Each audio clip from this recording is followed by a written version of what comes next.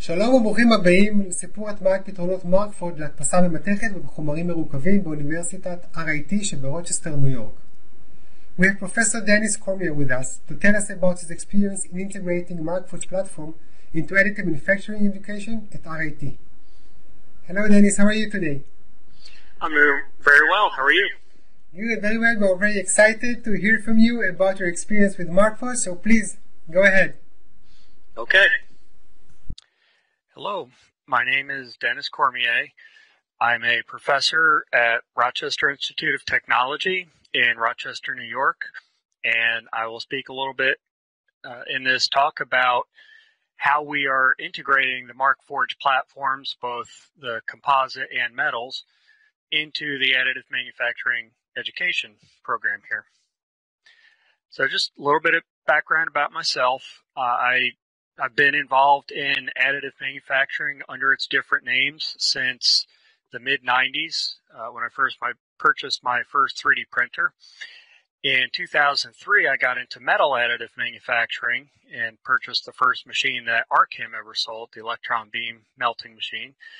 2014, right at Markforged's early days there, I bought one of the initial Mark I machines for continuous carbon fiber composite fabrication. So a little bit about the university that I'm at. We are located in the northwest corner of New York State. So if you look at the map that you see right there, New York City is about a 7-hour drive from Rochester. We're actually much closer to Toronto, Canada, right across Lake Ontario there. So the university has about 19,000 students. It's by private university standards. That's quite large in the U.S. It was founded in 1829 by companies, so it was a trade school initially, and it has always had a very applied focus. All students here are required to do 1 full year of industry co-op prior to graduation, so it's a 5-year degree rather than a 4-year undergraduate degree. All the students are graduating with at least a year of hands-on practical industry experience. The center that I direct, it's a long name, Additive Manufacturing and Multifunctional Printing. We shorten that to AMPRINT Center. It's funded by New York State. We do a whole lot of industry research and development activity. We focus on new machines, new additive processes, the materials that go into those machines, and unique applications that are only made possible through additive manufacturing. The center itself is we can't fit everything in one facility, so we're located partially on the top floor of the building with the RIT letters, and that's my office in the back right there, looking out onto this shop floor.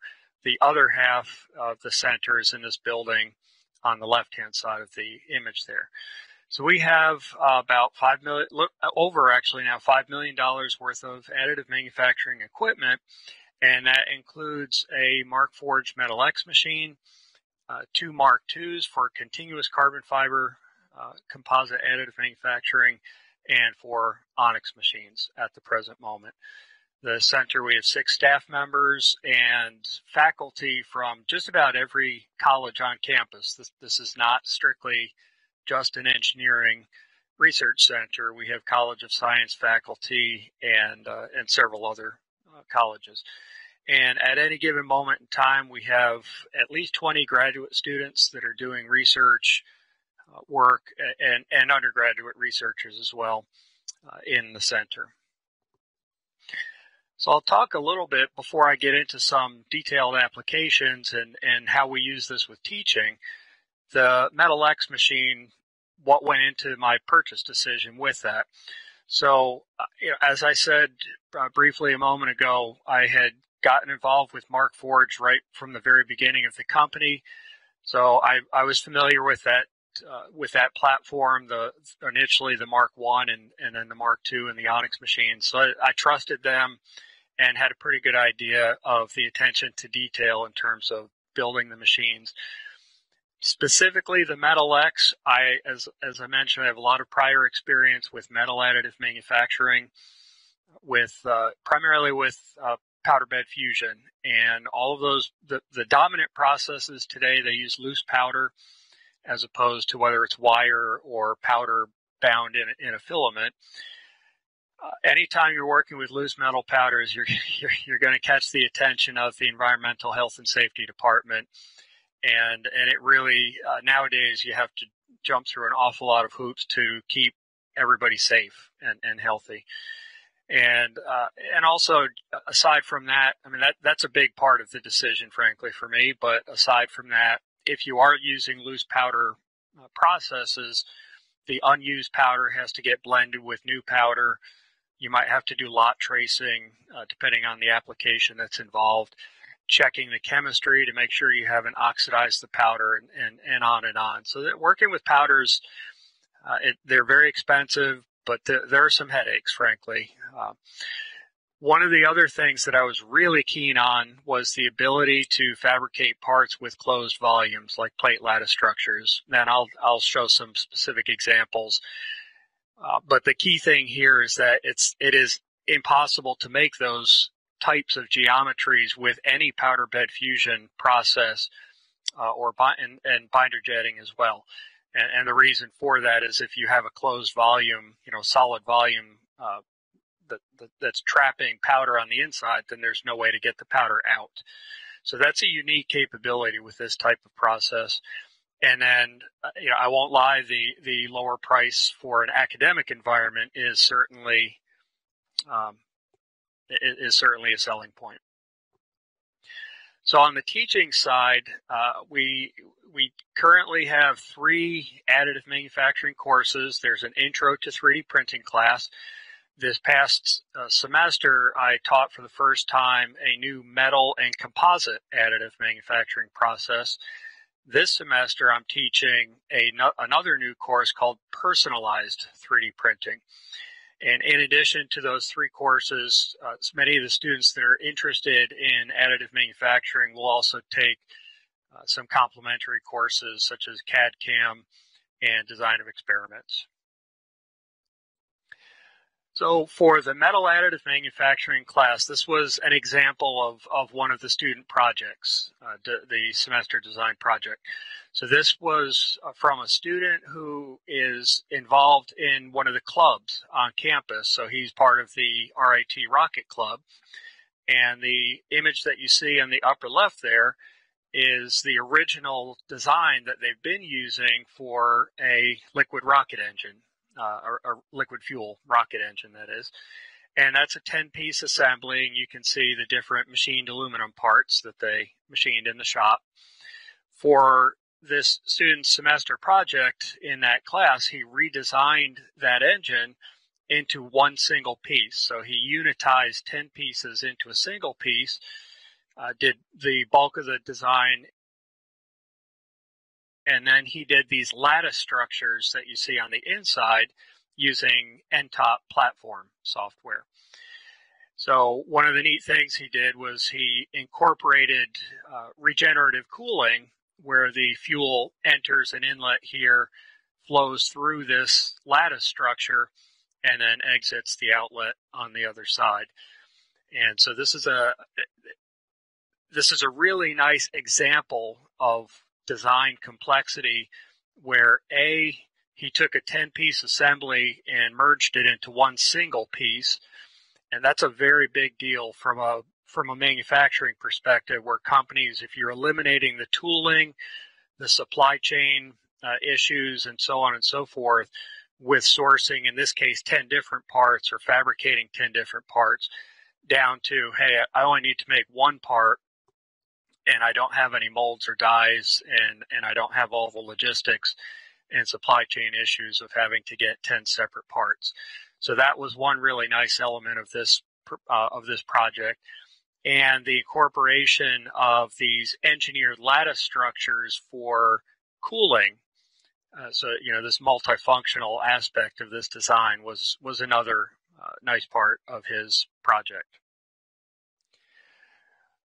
RIT, all students in their final year of study do a 2-semester multidisciplinary senior design sequence, which you typically have students from at least 3 different departments. So it's not just mechanical engineers or just electrical engineers, that sort of thing. It is intentionally multidisciplinary. Most projects are sponsored by an industry, by a company from industry. And this is one example, just these screen dumps from Eiger. These were parts that we printed for a senior design team on the Metal X machine in 17.4 pH stainless steel. And these are things that would have been taken a while for the students to design, to manufacture on the CNC machine tools. Okay, and so for the senior design teams, there are a lot more than 15 or 20 total design teams per year, but 15 to 20 teams per year use the Amprint Center for fabricating prototypes and end-use parts for their teams. And the Markforged machines that we have, both the composite and Metal X machines, are very, very heavily used for senior design purposes. Here's another MSD project that was a really nice example. This was a local nonprofit startup company. It's a high school gym teacher. And he specifically works with kids that have special needs. So they might have cerebral palsy or other types of special needs. And what Joe wanted to do was design and fabricate or prototype games that these kids with special needs who might be in wheelchairs or walkers, things like that would let them participate in fun games that the other kids got to do. And so you see nice examples of these here in the lower left. That's American baseball right there, where the child with one hand is able to actuate the bat and hit a plastic ball off of a tee. In the upper right here, you see a basket that attaches to a wheelchair and allows kids to scoop up balls and dump balls, kind of like soccer, and then or football, depending on where you are in the world. In the lower right there, that's bowling, where again it's an attachment that goes on the child's walker there, and the child can roll a ball down the ramp and knock over the pins on the right hand side.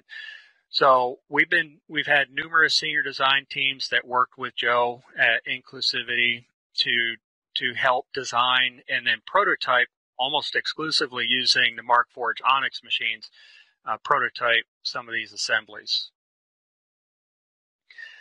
One of the things that I have students do quite frequently is make sure you preview the thing you're going to print in the Eiger software. And this is one of the plate lattice structures that I briefly alluded to a few minutes ago. And in the lower right, this is what it's supposed to look like if you section through the part, and what the print pattern is supposed to look like.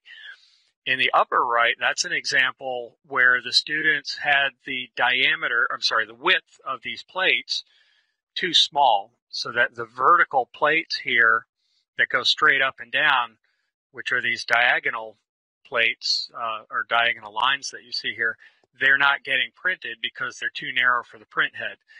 The reason the machine is able to print the diagonal plates going up and down is if you take one of those walls and lean it on its side, say at a 45-degree angle, the print width is greater in that case than it would be if it's standing up.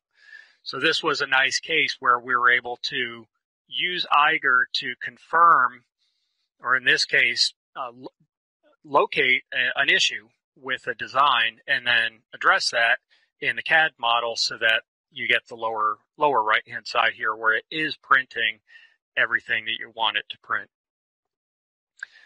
So, jumped ahead there. So this is, we did some testing. Let's see if this video will work. So drop testing, that's a carbon fiber composite Onyx plate right there. Now, that's a 50-kilogram mass, and you could see that was, in that particular video, it was a little over a meter. We've dropped it from as high as 2 meters, and you don't see any damage to that plate lattice structure until the 5th or 6th drop. So the mechanical properties of these closed cell structures that you cannot make on powder bed types of AM processes, the mechanical properties are really, really impressive.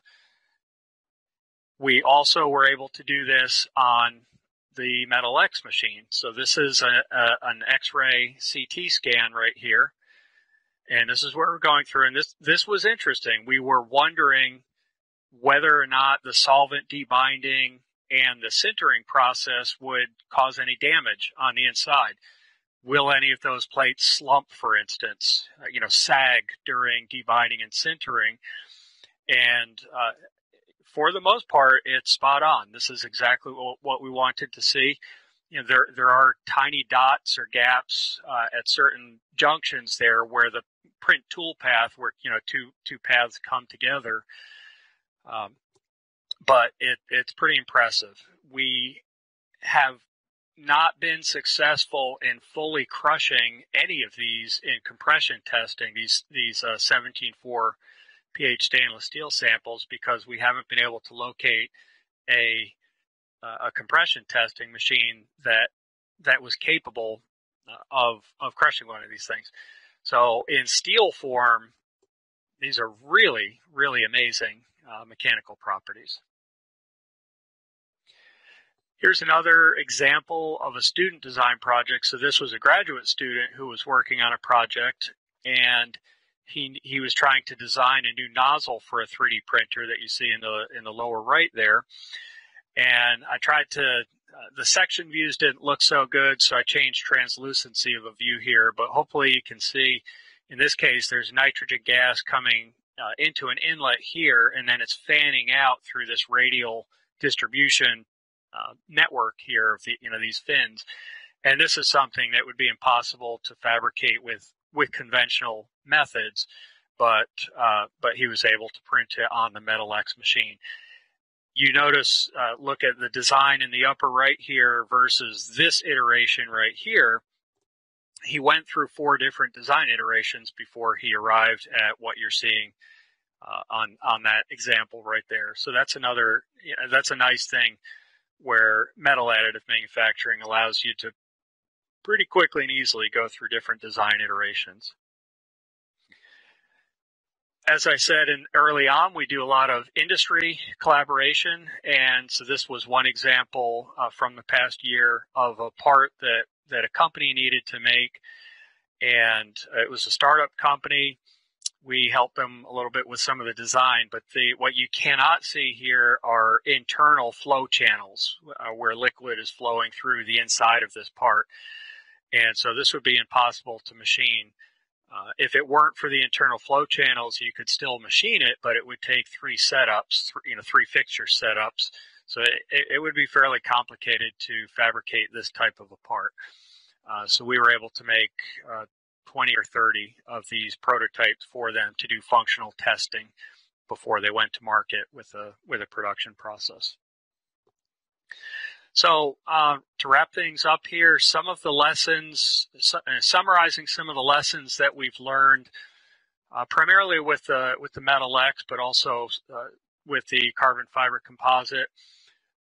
We have learned, so for debinding with Metal X parts, the students do need to know that they have to avoid very thick sections. If a part has a thick section, it has to be fabricated with the honeycomb infill or some other infill to avoid debinding and sintering problems. We started out on our machine, we had the very large dewar of liquid argon. We ended up switching to gas tanks rather than liquid argon, just because the usage of the machine is, it'll get used like crazy for a while, then it will sit idle for a while, and so on. With the liquid argon, it's always bleeding off pressure, and so we found that using argon tanks was better for our academic installation. As I showed you, previewing tool paths in Eiger is really, really useful. helps you can do design modifications if needed. The closed cell structures, another example that you see on the right-hand side there, that's a big opportunity. The mechanical properties of closed cell lattice structures are just really impressive. And you just can't do those with any other, with powder-based processes. The unitization of assemblies, that's one that it doesn't get a lot of attention at additive manufacturing, at trade shows and things like that. But when I talk with companies, unitization of assemblies, multi-part assemblies into a one-piece assembly, for a lot of companies, that is the biggest return on investment for metal additive manufacturing, by eliminating a whole bunch of molds and dies and all the logistics and supply chain issues.